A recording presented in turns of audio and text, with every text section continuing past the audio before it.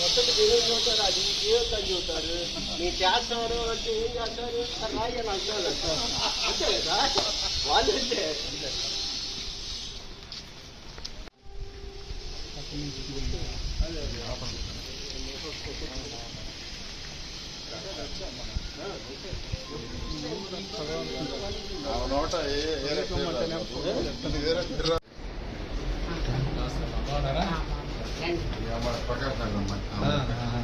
తెలుసు. కోఆపరేషన్ ఇంట్లో వాళ్ళు కూడా బాగా కోఆపరేషన్ అమ్మా. ఎన్ని గంటలు చదివా రోజు? ఐఏఎస్ మళ్ళీ ఐఏఎస్ కొడితే మీకు కాన్ఫిడెన్స్ ఉంటుంది. Mother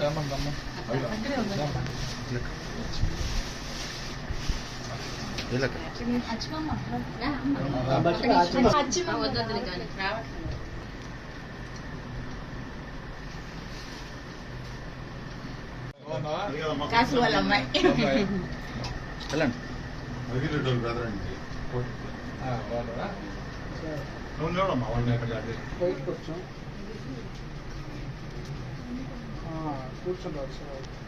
okay sir.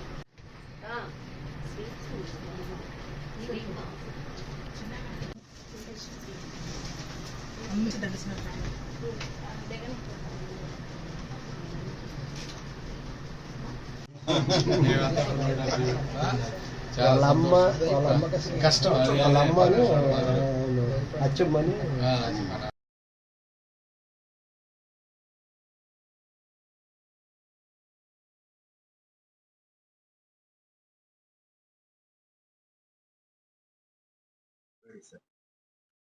నర్సరావుపేట పట్టణానికి చెందిన అంబటి యామిని లక్ష్మీదేవి సివిల్ సర్వీసెస్ ఎగ్జామ్లో 591వ ర్యాంక్ సాధించడం రెండో అటెంప్ట్లో చాలా గర్వకారణంగా ఉంది. ముఖ్యంగా నర్సరావుపేట ప్రాంత ప్రజలకి, నర్సరావుపేటకి ఒక గర్వకారణంలాగా భావిస్తున్నాం.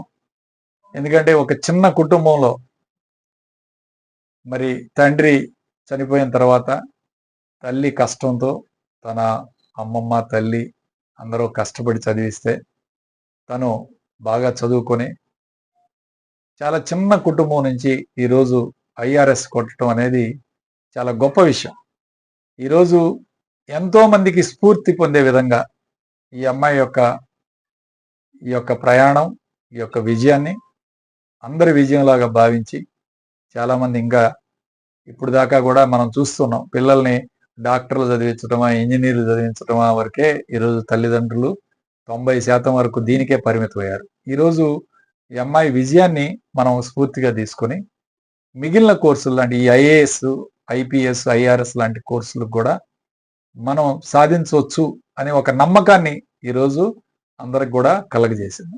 కాబట్టి తల్లిదండ్రులకు కూడా ఈరోజు ఈ సందర్భంగా ఒకే సూచన చేస్తున్నాం. మీ పిల్లల యొక్క ఇష్టానుసారం వాళ్ళకి ఏది ఇష్టమైతే చదువుతారో ఆ ఇష్టాన్ని గమనించి వాళ్ళు ఏ కోర్సులు చదవాలో ఆ విధంగా వాళ్ళ మనసులో ఉన్న తెలుసుకొని వాళ్ళని చదివించాలని చెప్పి అందరికి కూడా విజ్ఞప్తి చేస్తున్నాను. ఖచ్చితంగా యామిని భవిష్యత్తులో ఐఏఎస్ కొట్టాలని, సివిల్ సర్వీసెస్కి ఇంకా ప్రిపేర్ అయ్యి, ఎందుకంటే రెండో అటెంప్టే, ఇంకా 4 అటెంప్ట్స్ ఉంటాయి. సో ఖచ్చితంగా సివిల్ సర్వీసెస్ సాధిస్తుందని నమ్మకం ఉంది. అమ్మాయి కష్టాన్ని, అమ్మాయి తెలివితేటలు ఖచ్చితంగా భవిష్యత్తులో సివిల్ సర్వీసెస్ సాధిస్తుందని భావిస్తూ all the best for future. Me future యొక్క కార్యాచరణకి అందరం కూడా సహకరించి ఆమెకి ఆల్ ద బెస్ట్ తెలిసి ఆ భగవంతుని ఆశీర్వాదంతో, ఆ తల్లి యొక్క ఆశీర్వాదంతో, వాళ్ళ అమ్మమ్మ ఆశీర్వాదంతో, మనందరి ఆశీస్సులతో తప్పకుండా విజయం సాధిస్తుందని కోరుకుంటూ సెలవు తీసుకుంటాం.